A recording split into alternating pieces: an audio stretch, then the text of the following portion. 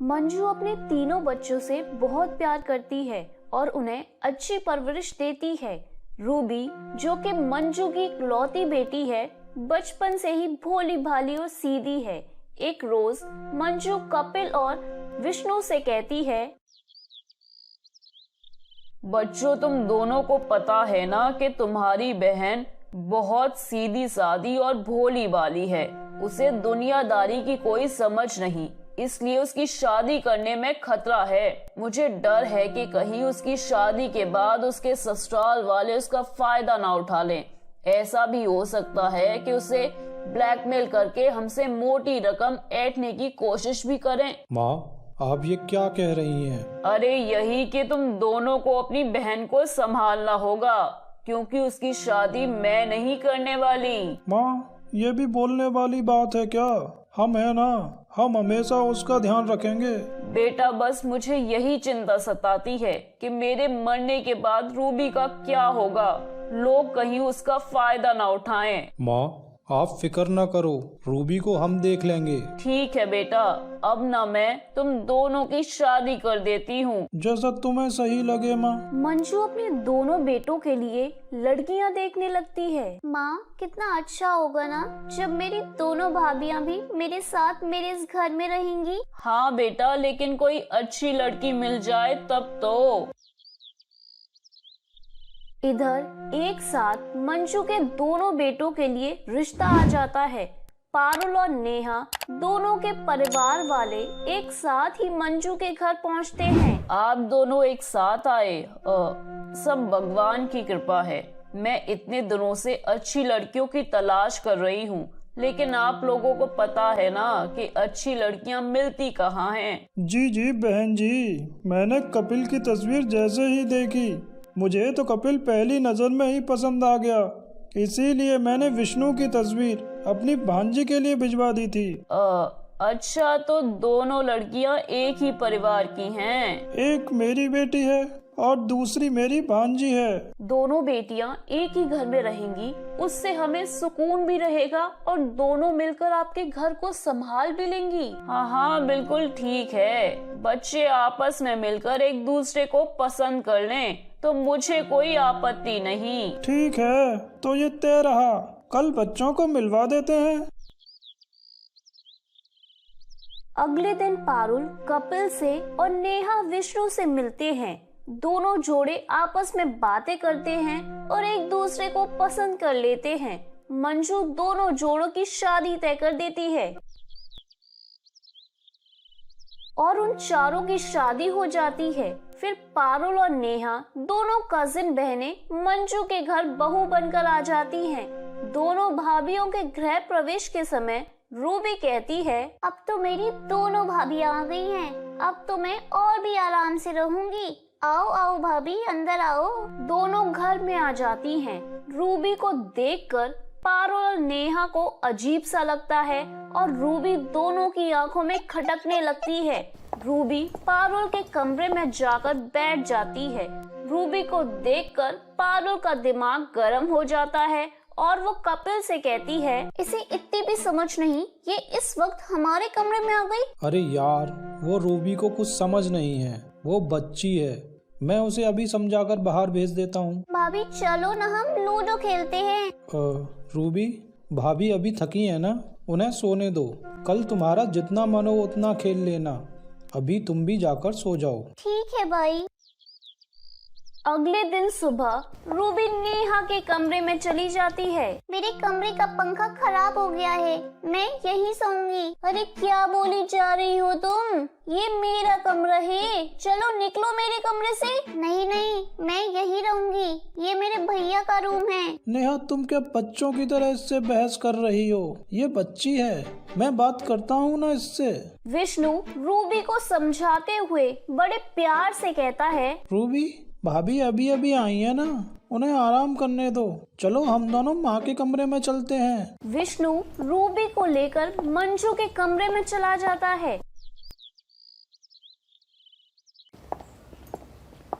इधर पारुल और नेहा आपस में बातें करती हैं और एक दूसरे से कहती हैं, पता है वो रूबी ना रात को मेरे कमरे में चली आई। अरे यार सुबह मेरे कमरे में चली आई। इस तरह नहीं चलेगा, इस रूबी को सबक सिखाना ही होगा।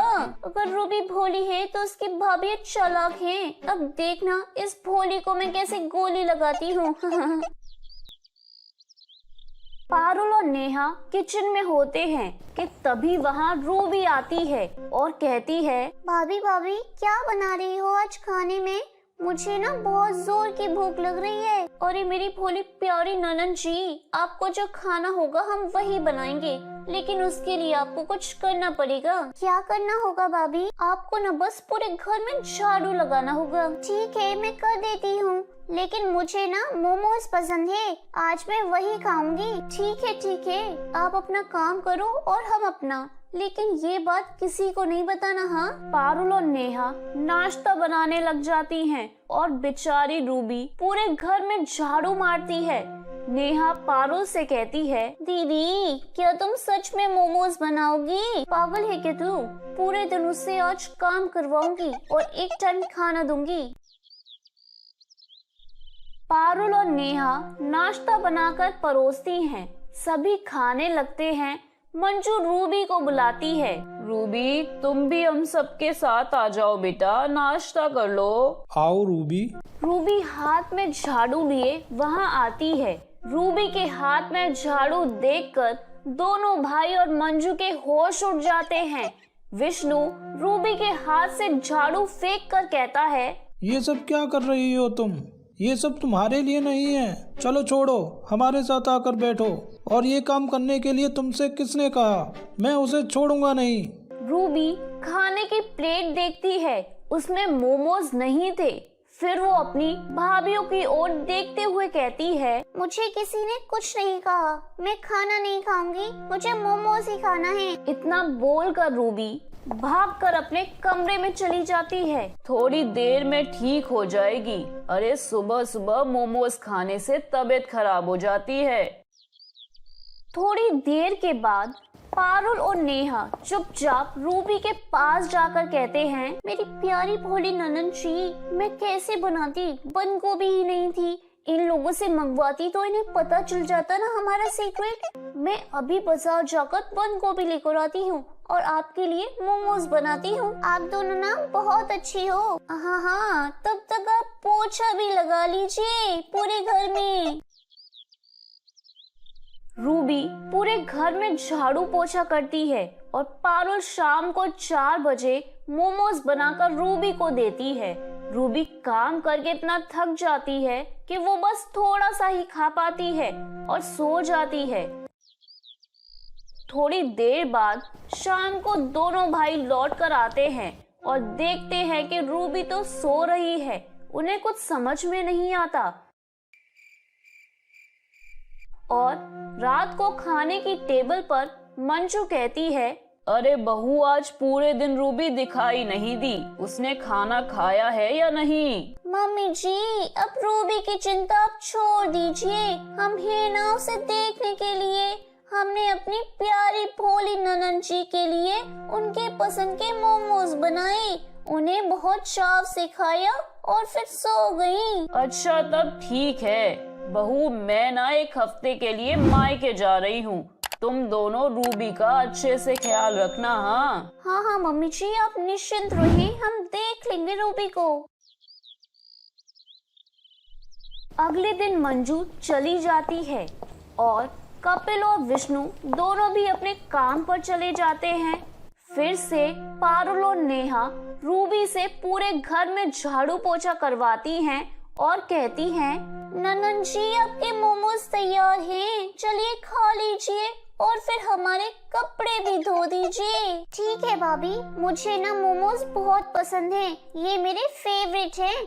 आप मुझे रोज रोज मोमोज दोगी ना तो मैं रोज सारा काम कर दूंगी। और ननद जी इस बात का ख्याल रखिएगा, ये बात आपके भाई और मम्मी जी को नहीं पता चलनी चाहिए, नहीं तो मैं बोल दूंगी कि आप झूठ बोल रही हैं और फिर सब मिलकर आपको इस घर से बाहर निकाल देंगे। नहीं नहीं, मैं कुछ नहीं कहूँगी किसी से। अब पारुल और नेहा धीरे धीरे सारा काम रूबी से करवाने लगती है। इसी तरह एक हफ्ता बीत जाता है और मंजू अपने मायके से लौट आती है। इतने दिनों से एक टाइम खाना खाकर और इतना काम करने के बाद रूबी की तबीयत खराब हो जाती है और उसी दिन नाश्ते की टेबल पर उसे चक्कर आ जाता है। क्या हुआ रूबी? माँ, इसका तो बदन तप रहा है। कपिल और विष्णु मिलकर तुरंत रूबी को कमरे में ले जाते हैं और डॉक्टर को बुलाते हैं। डॉक्टर रूबी का चेकअप करके कहता है, अपनी क्षमता से ज्यादा काम करने से और भूखे रहने के कारण ये सब हुआ है। थोड़े दिन आराम करने से ये सब ठीक हो जाएगा। डॉक्टर दवाई देकर चला जाता है और ये सब सुनकर विष्णु और कपिल दोनों का दिमाग खराब हो जाता है। दोनों अपनी बीवियों की तरफ शक की निगाह से देखते हैं। हमने कुछ नहीं किया, चाहे तो आप ननन जी से पूछ लीजिए। रूबी के उठने के बाद मंजू उससे पूछती है, लेकिन वो कुछ नहीं बताती और कहती है, माँ, भाभीओं ने कुछ नहीं किया, इसमें उनकी कोई गलती नहीं है। अगले दिन वापस से रूबी घर के कामों में लग जाती है, पर अब मंजू अपनी पूरी नजर दोनों बहुओं पर रखती है। जैसे ही पारुल और नेहा मोमोज बनाकर रूबी के पास जाती है, मंजू उनका पीछा करती है। ननन जी आप बहुत अच्छी हैं, इसी तरह से किसी को कुछ मत बताइएगा, हाँ? और हम इसी तरह से आपको मोमोज खिलाते रहेंगे। ये सुनकर मंजू के पैरों तले जमीन खिसक जाती है और वो रोते हुए विष्णु और कपिल को बुलाकर सब कुछ दिखा देती है। अपनी आंखों से ये सब देखकर कपिल और विष्णु के तो होश उड़ जाते हैं। कपिल चिल्लाकर कहता है, अब बस, मेरी बहन का फायदा उठाना बंद करो। रूबी, तू डर मत, तेरे भाई तुझे घर से कभी नहीं निकालेंगे। ये तेरी चालाक भाभियाँ तेरे भोलेपन का फायदा उठा रही हैं। अरे चालाकियाँ ज्यादा दिन तक नहीं चलती और सही आदमी के साथ की गई चालाकी एक दिन बर्बादियों के सारे द्वार खोल देती है। रूबी रोते हुए मंजू के गले लग जाती है। कपिल और विष्णु पारुल और नेहा को अपने घर और अपनी जिंदगी से हमेशा के लिए निकाल देते हैं।